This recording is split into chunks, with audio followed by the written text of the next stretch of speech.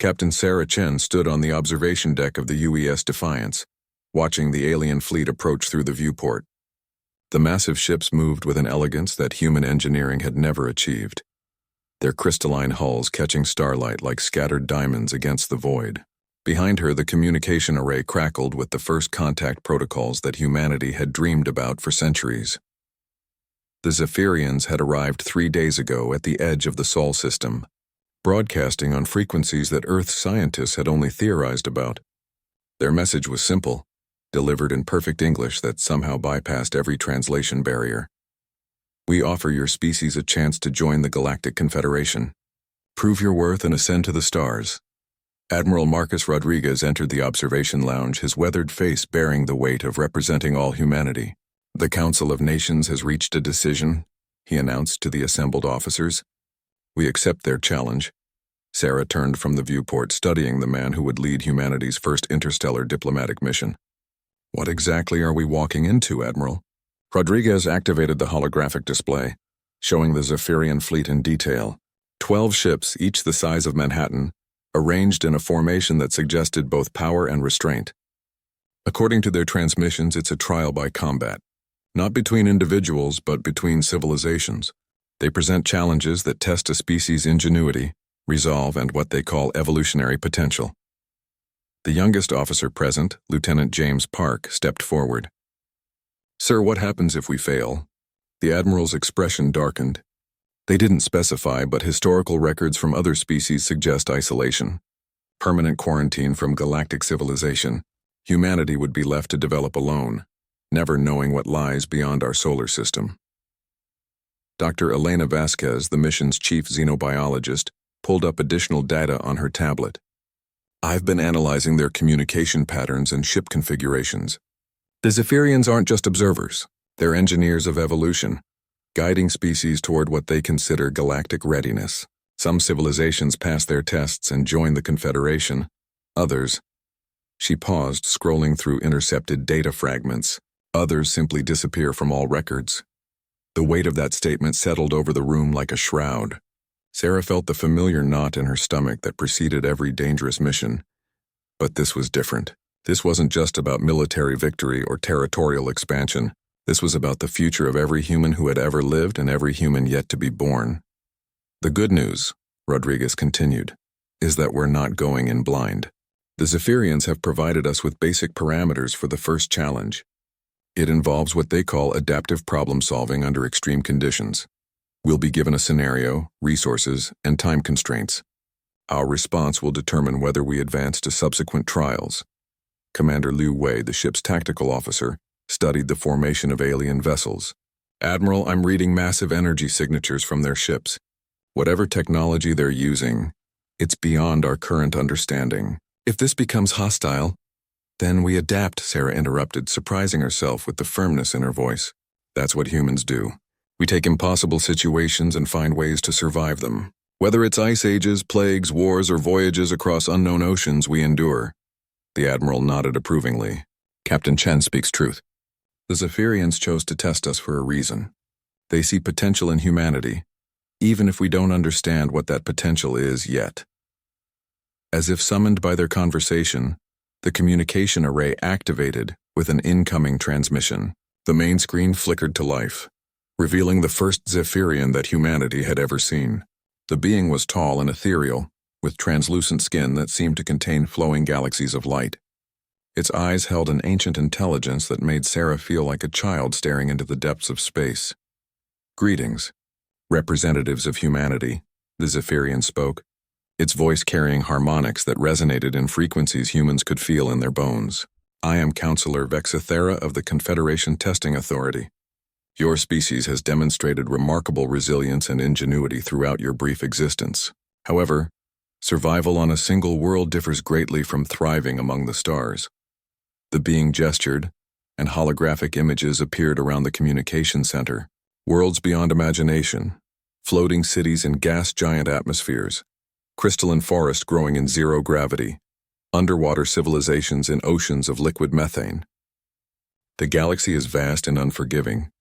It contains wonders beyond your current comprehension and dangers that have ended countless civilizations.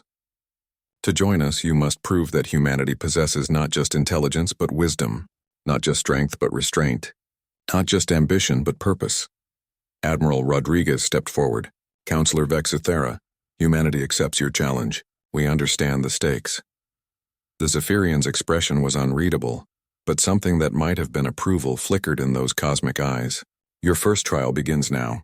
You will receive coordinates to a system at the galaxy's edge, where an ancient facility awaits. This installation has been dormant for 1,000,000 years, built by a species that failed their own trials long ago. You must enter it, understand its purpose, and complete the task its creators could not.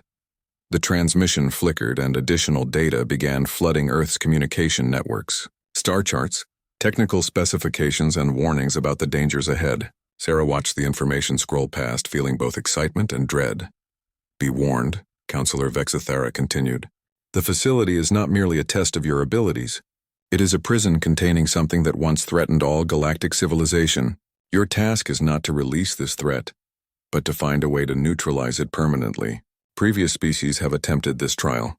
None have succeeded. Most have never returned. The transmission ended, leaving the human delegation in stunned silence. Sarah looked around the room at faces that reflected her own mixture of determination and terror. They were about to embark on a journey that would either elevate humanity to unimaginable heights or destroy them entirely. Well, she said finally, breaking the silence. No one ever said joining galactic civilization would be easy. Admiral Rodriguez began issuing orders, his voice cutting through the uncertainty with military precision. All department heads prepare for immediate departure. We have 72 hours to reach the coordinates. This isn't just a mission anymore. It's humanity's entrance exam, and failure isn't an option. As the crew dispersed to their stations, Sarah remained at the viewport, watching the Zephyrian fleet. Somewhere in the vast darkness beyond those ships lay humanity's destiny, waiting to be claimed or lost forever. The journey to the coordinates took humanity's fastest ship 3 weeks through hyperspace, a technology barely mastered and still unpredictable. Captain Sarah Chen spent sleepless nights studying the data packets the Zephyrians had provided, trying to understand what they were walking into. The ancient facility existed in a system with no name, orbiting a dying red giant that cast everything in an ominous crimson glow. Dr. Elena Vasquez burst into the bridge, her face pale with discovery. Captain, you need to see this. I've been analyzing the facility's architecture using the long-range scans. It's not just ancient, it's impossible. Sarah followed Elena to the science lab, where holographic displays showed the massive structure in detail. The facility was enormous, larger than Earth's moon, constructed from materials that seemed to absorb and redirect light in patterns that hurt to look at directly. Strange geometric shapes jutted from its surface at angles that violated basic principles of physics. The mathematics don't work, Elena explained, her voice tight with frustration. The structure exists in more dimensions than our instruments can measure. Whatever species built this had a fundamental understanding of reality that we're barely beginning to grasp. Lieutenant Park approached with tactical readings. Captain, we're detecting massive energy signatures from within the facility. Whatever's inside isn't dormant. It's very much active and aware of our approach. Admiral Rodriguez joined them, studying the readings with growing concern. The Zephyrians mentioned this place contained something dangerous. Are we looking at a weapon? Worse, Elena replied, pulling up comparative analysis charts. I've cross-referenced the energy patterns with theoretical models of extra-dimensional entities. Whatever's inside that facility exists partially outside our normal space-time. It's not just dangerous to us, it's dangerous to reality itself. The implications hit Sarah like a physical blow. They weren't just being tested on their problem-solving abilities. They were being asked to contain something that could potentially unravel the fabric of existence. No wonder previous species had failed or disappeared entirely. Commander Liu Wei's voice crackled over the intercom. All senior staff to the bridge. We're receiving a transmission from the facility. The transmission wasn't visual or audio in any conventional sense. Instead, it communicated directly with their minds, bypassing language entirely and speaking in concepts and emotions.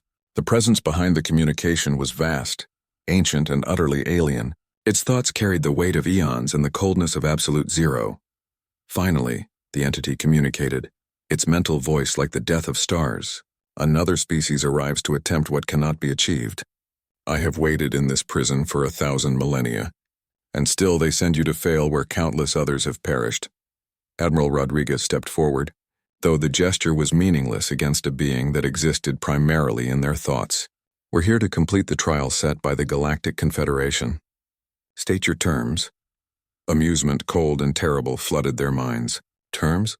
Child of a young race, I am the Void Weaver, the unmaker of worlds. I am imprisoned here not by choice but by the sacrifices of billions. Your predecessors built this cage with their lives, their civilizations, their very existence. You cannot destroy me, for I am entropy itself. You cannot contain me further, for I am already contained by the strongest bonds reality can provide.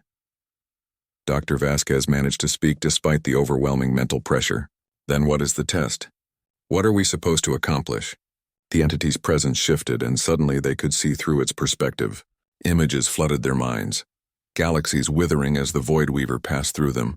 Stars snuffed out like candles. Entire civilizations reduced to quantum foam. The destruction wasn't malicious, it was simply the nature of what the being was. Entropy given consciousness and purpose. The test, the Void Weaver explained, is to prove that your species possesses something mine lacks. The ancient builders of this prison understood that I could not be destroyed, only balanced. They sought to create a counterweight to my nature, something that could exist in harmony with entropy rather than being consumed by it. Sarah felt pieces of a cosmic puzzle beginning to align in her mind. You're not just imprisoned here, you're part of the test itself. The Zephyrians aren't asking us to destroy you. They're asking us to understand what you represent and find a way to coexist with it. The entity's attention focused on her like the weight of a collapsing universe. Perceptive, little captain, but understanding and achieving are vastly different things. I am the end of all things, the final silence that awaits every star, every world, every thought. How does a species that burns so briefly against the darkness propose to balance the infinite? The crew exchanged glances, each seeing the same realization dawning in the other's eyes. This wasn't a military problem or an engineering challenge. It was a philosophical test on a cosmic scale. They needed to prove that humanity could offer something to the universe beyond mere survival. Elena spoke up, her scientific mind racing through possibilities. Every system tends toward entropy, but life fights against that tendency. We create order from chaos, build complexity from simplicity. Maybe that's what we're supposed to demonstrate, not how to defeat entropy, but how to create meaning despite it. The Void Weaver's mental laughter was like the sound of civilizations dying. Countless species have made that argument. They built monuments to permanence, recorded their histories in quantum crystals, uploaded their consciousness to eternal matrices. All of it became dust and silence in the end. What makes your brief spark any different? Admiral Rodriguez stepped closer to the central display, his military bearing unchanged despite the cosmic weight of their situation. Because we know we're temporary. We've always known. Every human culture has faced the reality of death, of endings, of loss. But we keep going anyway. We love, we create, we hope, not because we think it will last forever, but because it matters right now. Sarah felt something shift in the entity's presence, a flicker of something that might have been curiosity. We don't fight entropy by trying to defeat it, she continued the Admiral's thought. We fight it by choosing to create beauty and meaning even when we know it's temporary. Every human life is a small victory against the void, not because it lasts, but because it happened at all. The facility around them began to change, its impossible geometries shifting and realigning. The Void Weaver's presence seemed to recede slightly, as if considering their words from a new perspective. Interesting, it communicated finally. You do not seek to preserve yourselves indefinitely. You do not rage against the dying of the light. Instead, you choose to kindle your own flames, brief though they may be. This is unexpected. Lieutenant Park, who had been silent throughout the exchange, suddenly spoke up. That's what makes us human. We know everything ends, but we choose to begin anyway. Every generation starts over, learns love and loss and hope all over again. We're not trying to beat entropy. We're trying to dance with it. The facility's energy readings began to stabilize, and Sarah realized they were approaching some kind of resolution. The first trial wasn't about containing the Void Weaver or solving an impossible puzzle. It was about demonstrating humanity's unique perspective on existence itself. But even as hope began to build, she knew this was only the beginning. The Zephyrians had mentioned multiple trials, each more challenging than the last. Whatever lay ahead would test not just their philosophy, but their ability to live up to the ideals they had just proclaimed. The Void Weaver's presence gradually withdrew from their minds, leaving behind a strange sense of completion. The facility's ominous red lighting shifted to a softer blue, and Sarah felt the crushing mental pressure ease for the first time since they'd arrived. Around the bridge, her crew members were slowly recovering from the intense psychic contact. "Captain," Lieutenant Park called out, his voice shaking slightly. "We're receiving new coordinates. The second trial location." Before Sarah could respond, space around them began to ripple. The Zephyrian fleet materialized as if stepping through invisible doorways, their crystalline ships now arranged in a different formation. Counselor Vexithara's image appeared on the main screen, and for the first time, something resembling approval flickered in those ancient eyes. "Remarkable," the Zephyrian spoke, harmonics in its voice suggesting genuine surprise. "In 7,000 years of testing, only 3 species have successfully completed the entropy trial. Most attempt to fight or contain the Void Weaver. None before have suggested coexistence with the fundamental forces of reality." Admiral Rodriguez stepped forward, still processing what they had just experienced. "Counselor, what exactly did we accomplish here?" "You demonstrated philosophical maturity," Vexithara replied. "The ability to accept inevitable endings while still choosing to create meaning. This is essential for any species that would join galactic civilization. The universe is vast and often hostile. Those who rage against its nature are consumed by it. Those who surrender to it contribute nothing. But those who acknowledge its reality and choose to add their own light to the darkness can become true partners in our great work." Dr. Vasquez looked up from her instruments, excitement replacing her earlier fear. "The facility is powering down. The Void Weaver's energy signature is stabilizing. I think we actually helped balance it somehow. More than that," Vexthara continued, "you have provided it with a new perspective. The Void Weaver has existed for billions of years, knowing only endings. Your species has shown it that beginnings are equally important. This balance will hold for millennia to come." Sarah felt a surge of pride in her species, but also apprehension about what lay ahead. "You mentioned this was only the first trial." The Zephyrian's expression shifted to something that might have been sympathy. "Indeed, the entropy trial tests philosophical understanding. The second trial examines practical wisdom. You will travel to the Kethmori system, where a thriving civilization faces extinction. Your task is to save them, but the challenge lies in how you choose to do so." New data flooded their systems, showing star charts and detailed information about the Kethmori species. Sarah studied the incoming data with growing concern. The Kethmori were an aquatic species that had developed advanced biotechnology, living in harmony with their ocean world for millions of years. But their sun was dying prematurely, poisoned by an ancient weapon that slowly converted stellar material into dark matter. "Their star will collapse within 100 of their years," Vexthara explained. "They have the knowledge to evacuate their world but lack the resources. They could strip mine their planet to build evacuation ships, but this would destroy the very ecosystem they have spent eons protecting. Many previous test species have attempted to solve this dilemma." Commander Liu Wei pulled up tactical assessments of the situation. "What happened to those other species? How did they handle the choice between saving lives and preserving the environment?" "Some provided evacuation technology, believing preservation of life was paramount.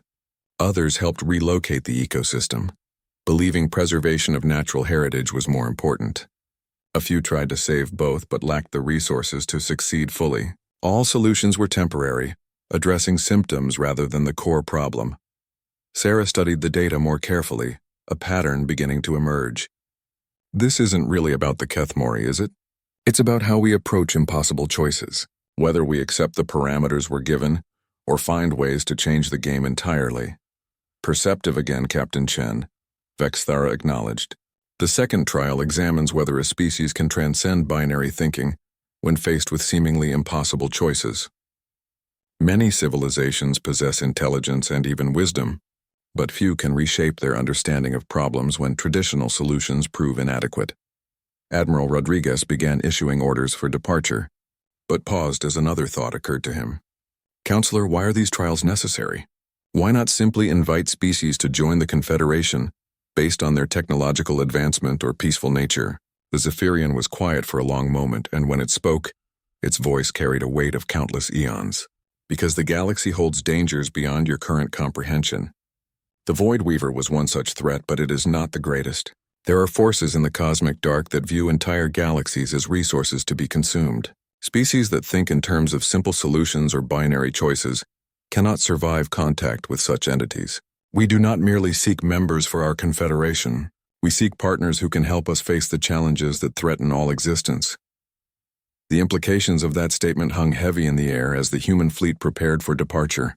They weren't just being tested for membership in a galactic club.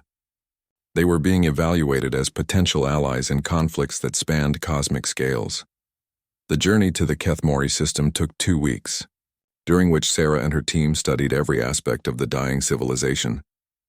The Kethmori had developed beautiful biotechnology, growing their cities from coral-like organisms and engineering atmospheric processors that worked in perfect harmony with their world's natural cycles.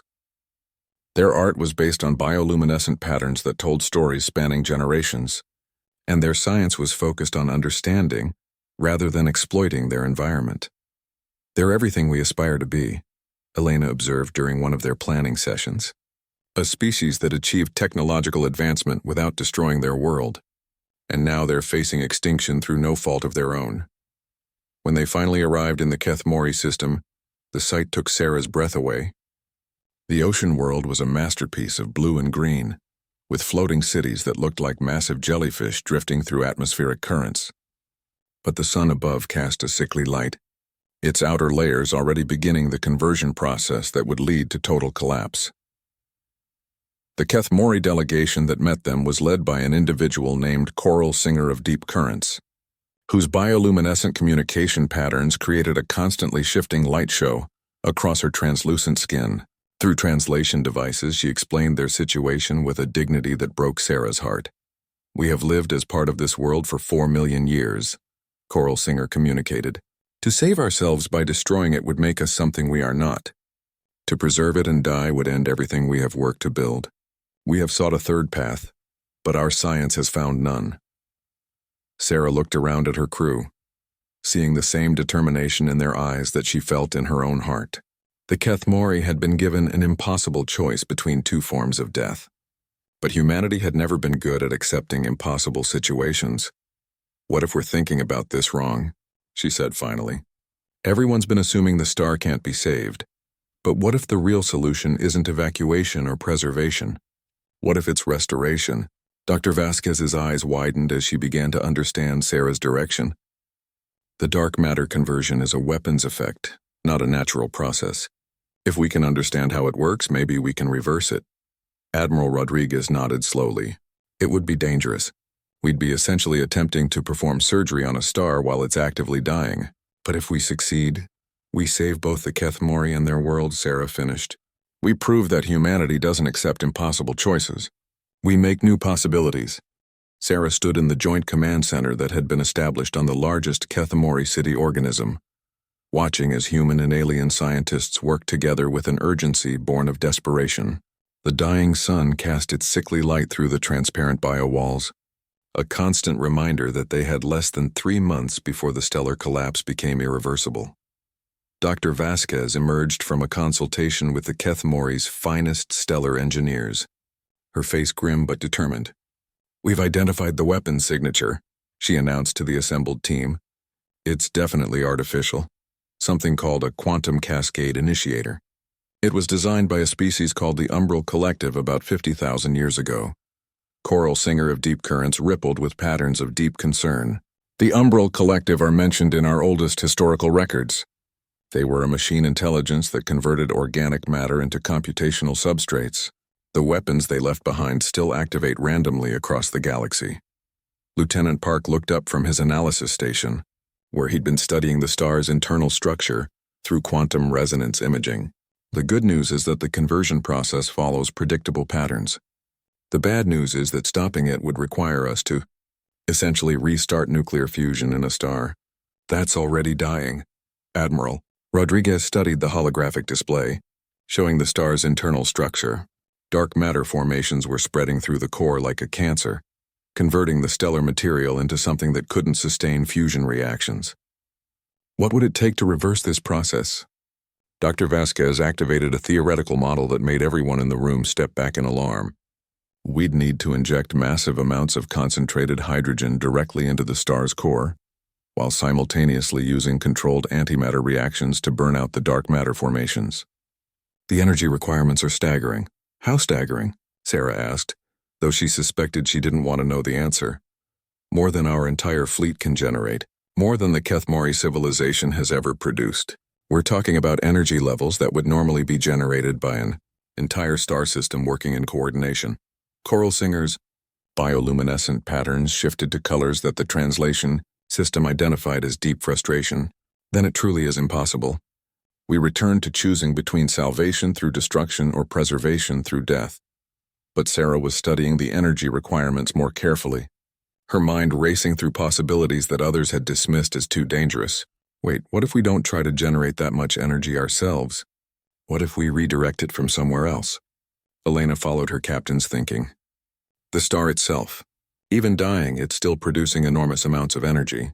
If we could somehow focus and redirect the star's own output. Lieutenant Park's eyes widened as the implications hit him. A stellar energy lens. We'd be using the star's own power to heal itself.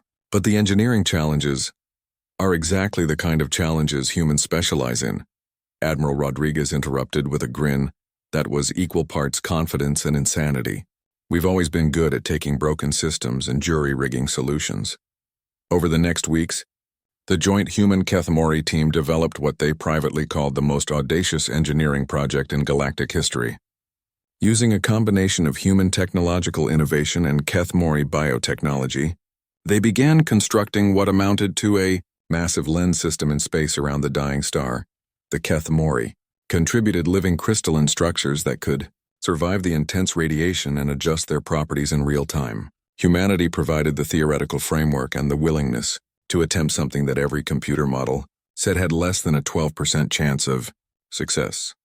The Zephyrians are monitoring our progress, Commander Liu Wei reported during one of their daily briefings. They're not interfering, but their ships are maintaining a safe distance. I get the feeling they think we're about to do something spectacularly stupid. Sarah laughed despite the tension. They're probably right. But spectacularly stupid has always been humanity's specialty. The construction phase pushed both species to their limits. Human engineers worked alongside Kethmori bioartists, creating hybrid technologies that neither species could have developed alone. The floating cities became vast manufacturing centers, their bioluminescent patterns now displaying construction schedules and energy flow diagrams instead of traditional art. During the final week of construction, Coral Singer approached Sarah in the observation chamber where she often went to think.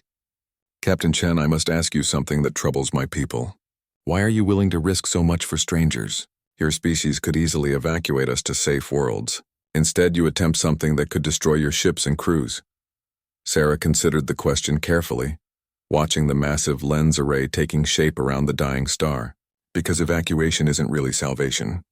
It's just delayed defeat. If we evacuate you, the Umbral Collective's weapon wins. It destroys another world and leaves another scar on the galaxy. We're not just trying to save your people.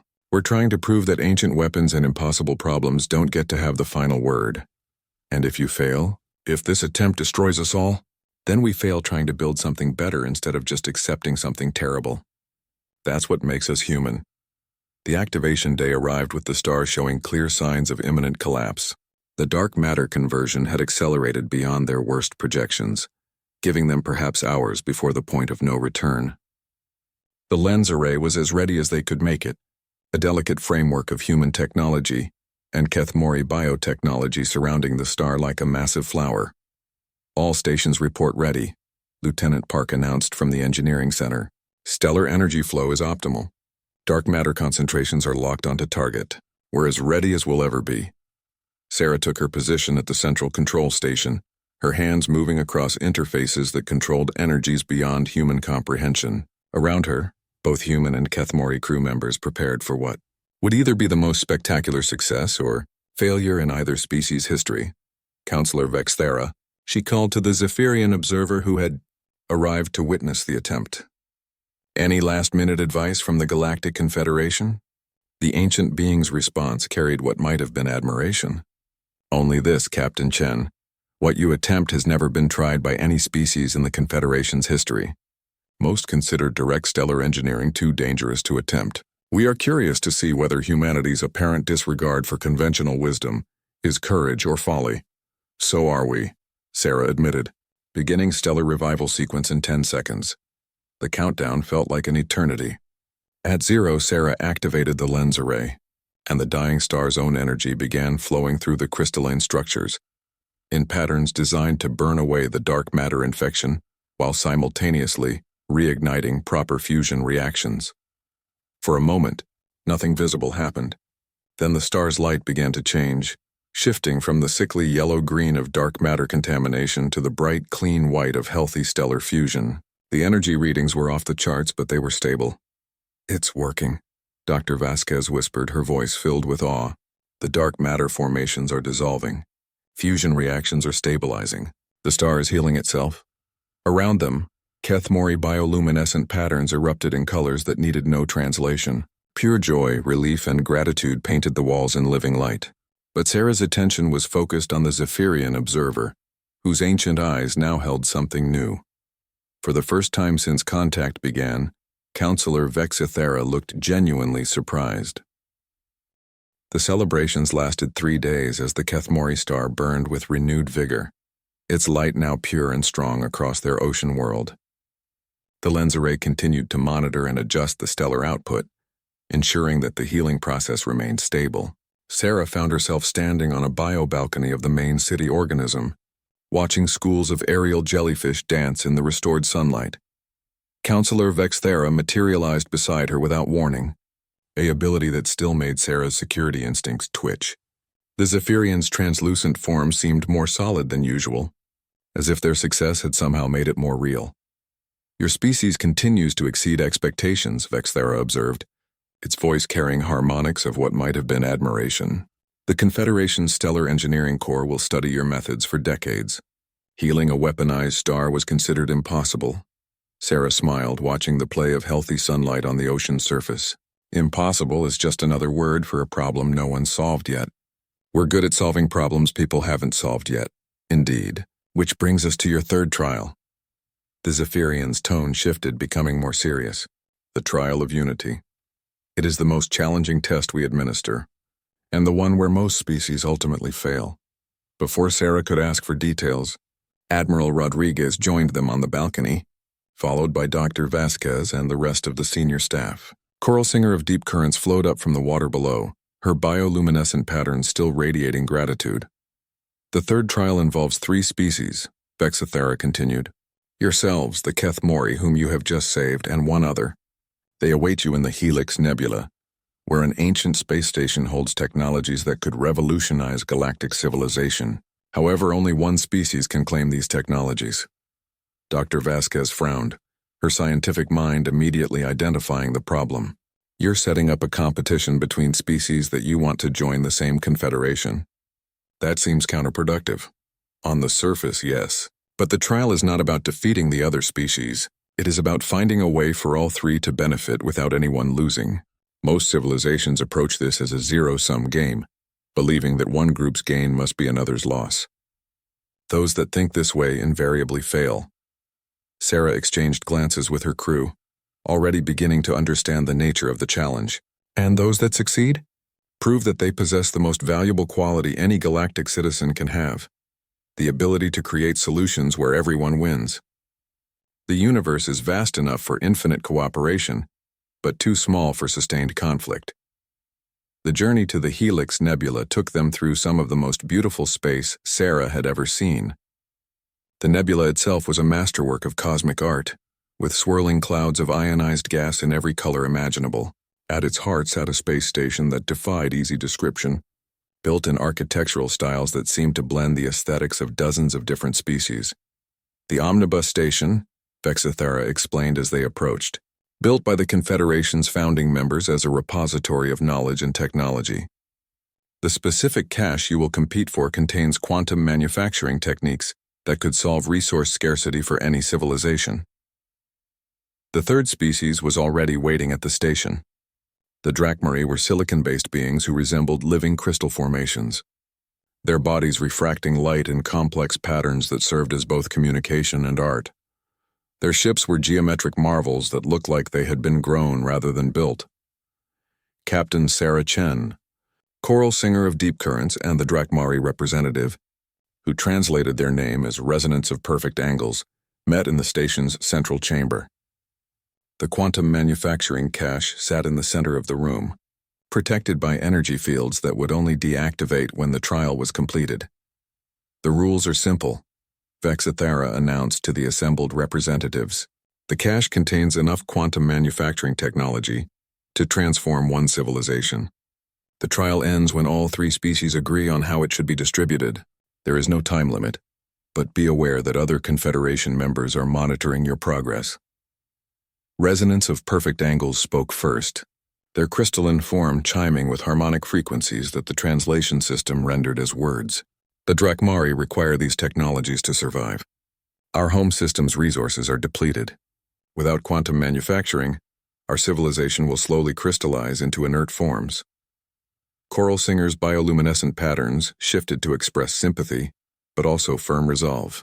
The Kethmori could use these technologies to spread life to barren worlds, creating new oceans and ecosystems throughout the galaxy. The benefit to countless future species would be immeasurable.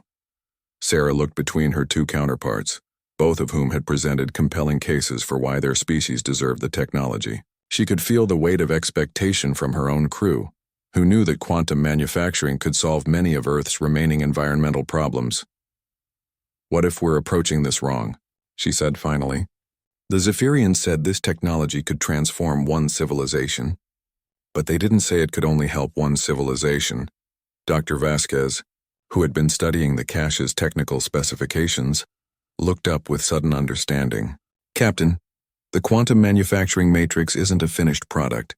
It's a template system. Given enough time and the right resources, it could be replicated." Resonance of Perfect Angles chimed with what the translator identified as skepticism. The energy requirements for replication would be enormous. Even if we combined our civilization's resources, we could not power such an undertaking. But Sarah was thinking about their recent success with the Kethmori star, and an idea began forming that was either brilliant or completely insane. What about a joint project? Not just sharing the technology, but building something that serves all three species simultaneously? Choral Singer's patterns shifted to curiosity. "Explain your thoughts, Captain Chen." Sarah moved to the chamber's central display, bringing up star charts and resource analysis. The Drachmari need raw materials. The Kethmori want to create new life-bearing worlds. Humanity specializes in engineering solutions to impossible problems. What if we combined all three capabilities into a single project? A mobile world builder, Dr. Vasquez breathed, understanding where Sarah was heading. A ship that could travel from system to system, using quantum manufacturing to create life-bearing worlds from raw asteroids and cometary materials. The implications began to sink in for all three species. Resonance of Perfect Angles chimed with growing excitement. The Drachmari could provide mineral extraction and processing. Our understanding of crystalline matrices would optimize the quantum manufacturing process. The Kethmori could design the biological systems, Choral Singer added, her patterns now blazing with possibility. We could create custom ecosystems for each world, adapted to local conditions and designed to support multiple forms of life. And humanity could handle the engineering and coordination, Sarah concluded. We could build a ship that creates worlds instead of destroying them. Instead of competing for one set of technologies, we could work together to multiply them. Vexithara, who had been observing silently, stepped forward. This proposal would require unprecedented cooperation between three species with different biologies, different technologies, and different philosophies. The complexity would be staggering. Sarah grinned, feeling the familiar thrill of taking on an impossible challenge. Staggering complexity is what humans call Tuesday. Are you both willing to try this? Resonance of Perfect Angles and Choral Singer of Deep Currents exchanged the equivalent of glances between their very different forms of communication. Then, almost simultaneously, they both indicated agreement. "The trial of unity is complete," Vexithara announced, and for the first time since Sarah had met the Zephyrian, It actually smiled. In 7,000 years of testing, no three species have ever proposed a collaborative solution that would benefit not just themselves, but potentially every world they encounter. You have not simply passed this trial. You have redefined it. The quantum manufacturing cache powered down its containment fields, but instead of one species claiming it, all three began immediately discussing how to integrate their technologies for the World Builder project. Sarah watched her alien colleagues with a growing sense that they were witnessing the birth of something unprecedented in galactic history. But even as she celebrated this success, she couldn't shake the feeling that the real challenges were still ahead. The Zephyrians had mentioned that joining the Confederation meant facing cosmic-level threats. If these trials were just the entrance exam, what would the actual job entail? 6 months after the trial of Unity, the prototype World Builder ship hung in space above Earth like a testament to interspecies cooperation. The vessel was a magnificent hybrid of 3 civilizations' technologies: crystalline Drakmari processing cores, flowing Kethmori bioorganic systems, and human engineering that somehow made it all work together. Sarah stood in the observation deck of the UES Defiance, watching construction crews from all 3 species putting the finishing touches on what they had dubbed the Genesis Project. The ship was beautiful in an alien way, its hull flowing like living coral while crystalline arrays caught and refracted starlight in patterns that resembled neural networks. Final systems check complete, Dr. Vasquez reported from the bridge. All quantum manufacturing arrays are online. Biogenesis pods are functioning within optimal parameters. Mineral processing cores are running at 112% efficiency. How is that even possible? Sarah asked, though she was learning that when 3 species pooled their knowledge, impossible things became routine. The Drakmari crystalline matrices are resonating with the Kethmori bioneural networks in ways we didn't predict, Elena explained, her voice filled with scientific excitement. They're creating harmonic feedback loops that actually amplify the quantum manufacturing process. Admiral Rodriguez joined them at the viewport, his expression mixing pride with concern. Captain, we're receiving a priority transmission from Counselor Vexithara. The final trial has been accelerated. Sarah felt her stomach drop. They had expected months to test the Genesis project before facing whatever ultimate challenge the Zephyrians had prepared. Accelerated how? The answer came as space around Earth began to distort. Massive shapes emerged from hyperspace. But these weren't the elegant crystalline vessels of the Zephyrian fleet. These ships were dark, angular things that seemed to absorb light rather than reflect it. They moved with predatory grace, and their very presence made reality feel unstable. The Devourers have returned. Vexthara's voice carried across all communication channels, reaching every ship and station in the system simultaneously. The trial you would have faced in controlled conditions must now be met in actual combat. Humanity, Kethmori, and Drakmari must work together to defend this system, or all 4 species will cease to exist. The enemy fleet was vast, hundreds of ships emerging from dimensional rifts like mechanical locusts. Their hulls were composed of something that hurt to look at directly, matter that existed in too many dimensions and cast shadows that moved independently of their sources. What are we looking at? Lieutenant Park called from his sensor station, his voice tight with fear and confusion. The Devourers are what remains of a civilization that chose entropy over creation, Vexthara explained, its mental voice reaching every consciousness in the system.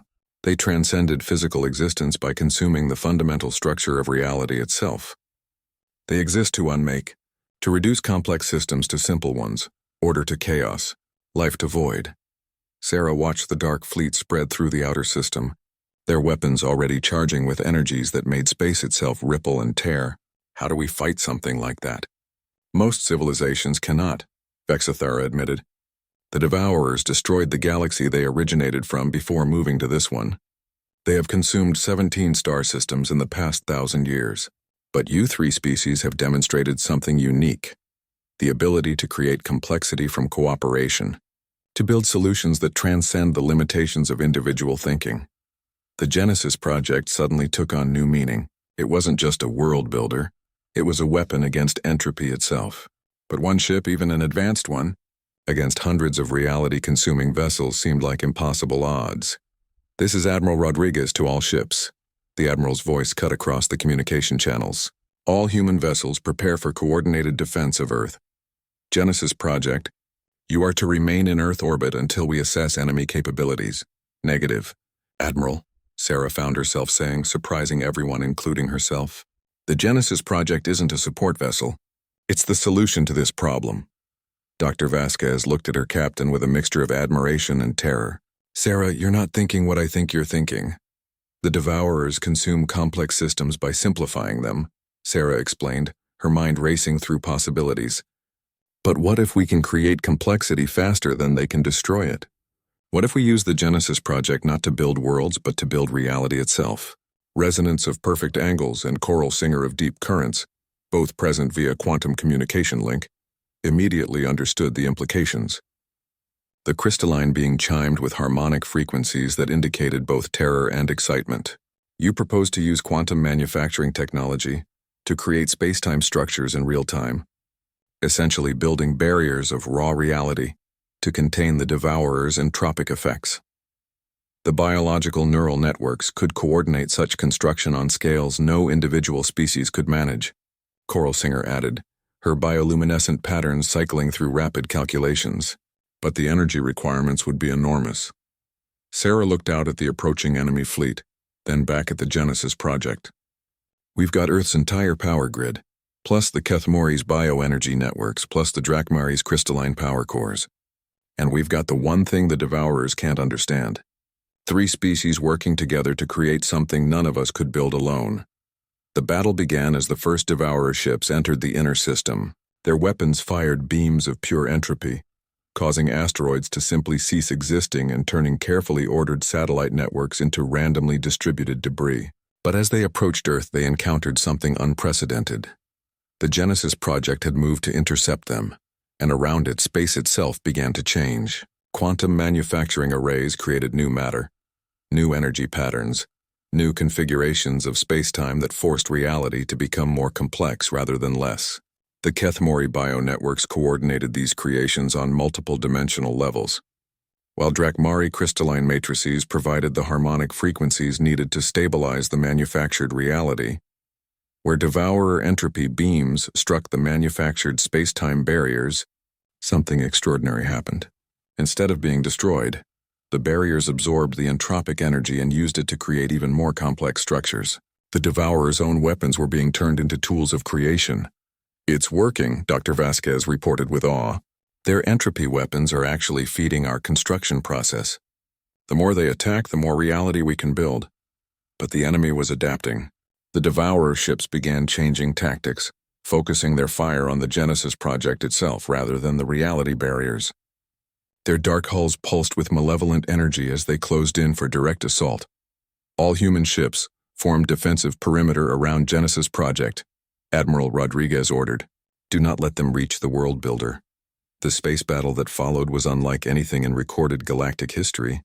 Human ships fought alongside Kethmori biovessels and Drakmari crystal formations, all working to protect a ship that was literally building new reality around them.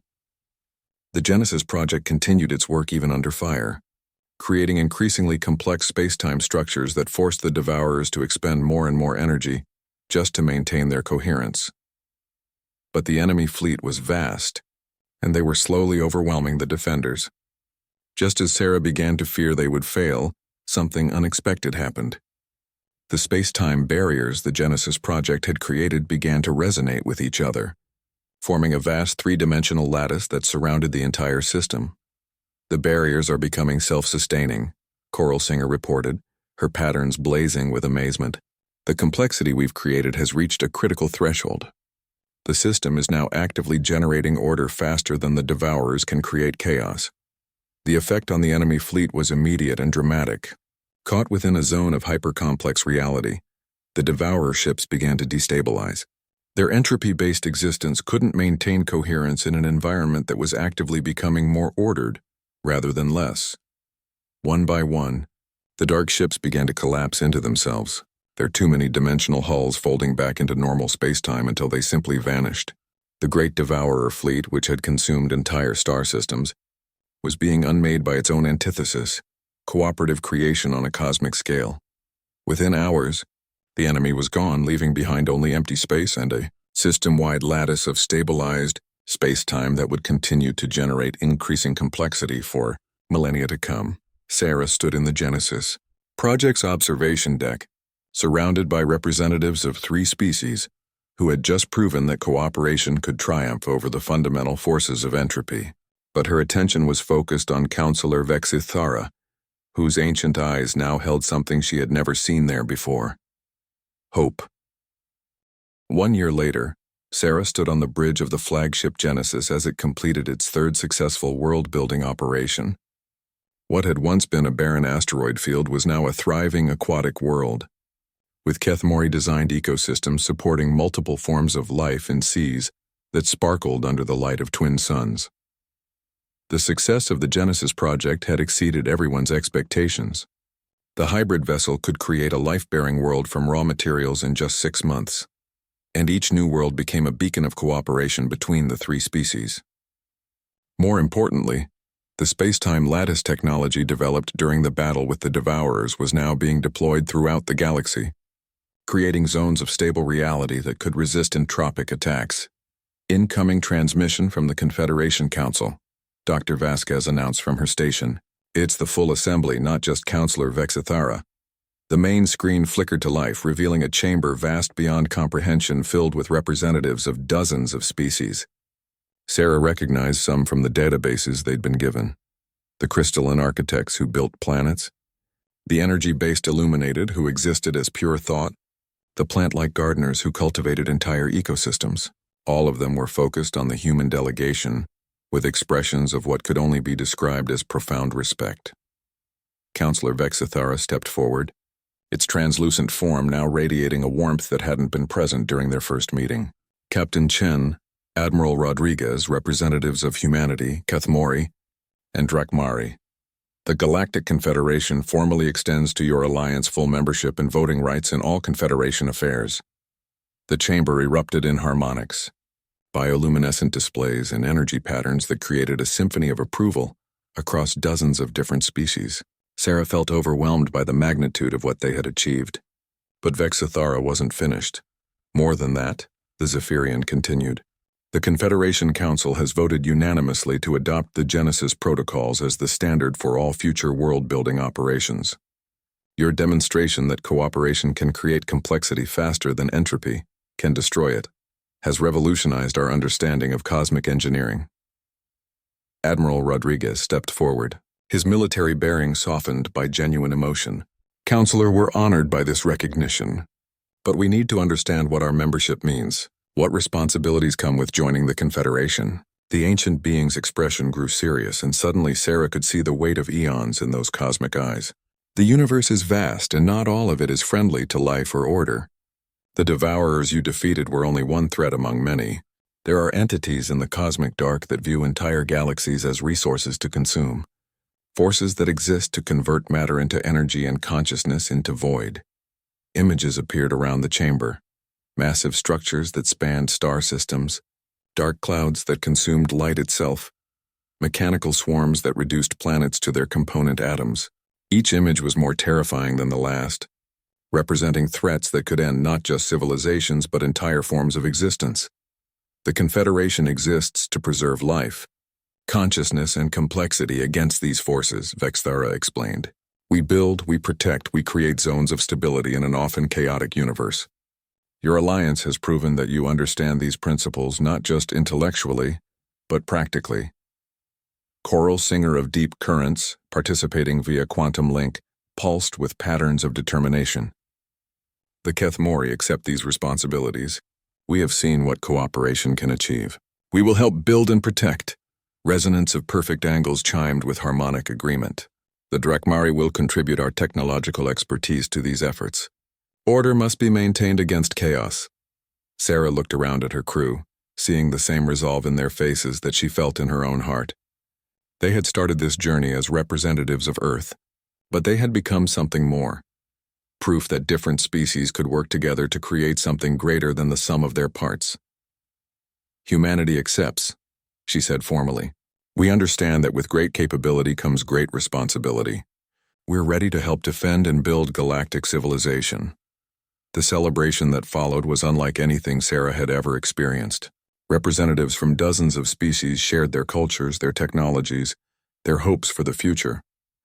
The human delegation learned about colonies that spanned multiple dimensions, research stations that studied the birth of new universes, and artistic projects that used entire solar systems as canvases. But it was a quiet conversation with Counselor Vexathara that really drove home the magnitude of their new reality. "Your species puzzled us from the beginning," the Zephyrian admitted as they stood in an observation chamber watching the newly created world rotate below them. Most civilizations that develop quickly do so through exploitation or conquest. But humanity developed through cooperation and adaptation. You learn to work together before you learn to travel between stars. Sarah considered that observation. It wasn't always that way. We had our share of conflicts and mistakes, but I think we learned that our greatest achievements came when we worked together rather than against each other. That wisdom served you well in the trials, and it will serve the galaxy well in the challenges ahead. Vexathara paused, its expression becoming almost paternal. The Confederation has waited a long time for species like yours. Not just humans, but the alliance you formed with the Kethmori and Drakmari. You represent something new, a multi-species cooperative that creates rather than consumes. The conversation was interrupted by an urgent communication from Lieutenant Park. "Captain, we're receiving reports of an unknown energy signature at the galaxy's edge. It's massive and it's moving this way." Sarah felt a familiar knot form in her stomach, the same sensation she'd experienced before every dangerous mission. But this time it was tempered by confidence born of proven success. Whatever was coming, they would face it together. "How long until it reaches inhabited systems?" she asked. "At current velocity, approximately 18 months, Park replied. "But Captain, the energy signature is unlike anything in our databases. It's not just massive, it's active, almost like it's alive." Vexathara's expression shifted to something Sarah had never seen before. Excitement mixed with apprehension. "The Deep Builders have returned. They are ancient entities that construct galaxies the way your species builds cities. They have been absent from this region of space for 10 million years. Are they hostile?" Admiral Rodriguez asked, already thinking in tactical terms. "Not hostile, but not benign either. They view smaller life forms the way you might view microorganisms, useful in their proper place but irrelevant to their grand designs. When they begin construction projects, entire star systems are relocated or disassembled to serve their purposes." Sarah looked out at the world they had just created, teeming with new life and possibility. Then she thought about the Genesis project, about the reality lattices they had developed, about the alliance between three species that had defeated entropy itself.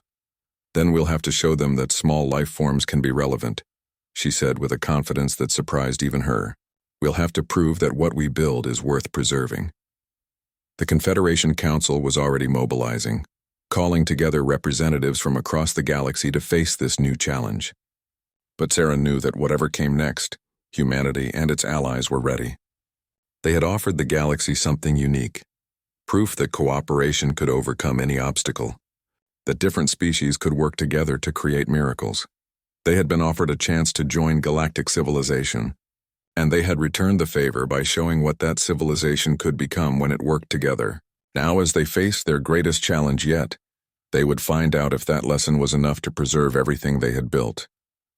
The stars awaited, vast and full of possibilities, both wonderful and terrible, but humanity no longer faced them alone.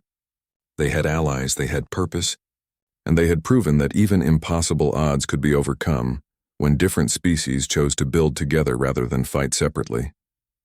The next chapter of galactic history was about to begin, and for the first time in eons, the Confederation faced the future with genuine hope.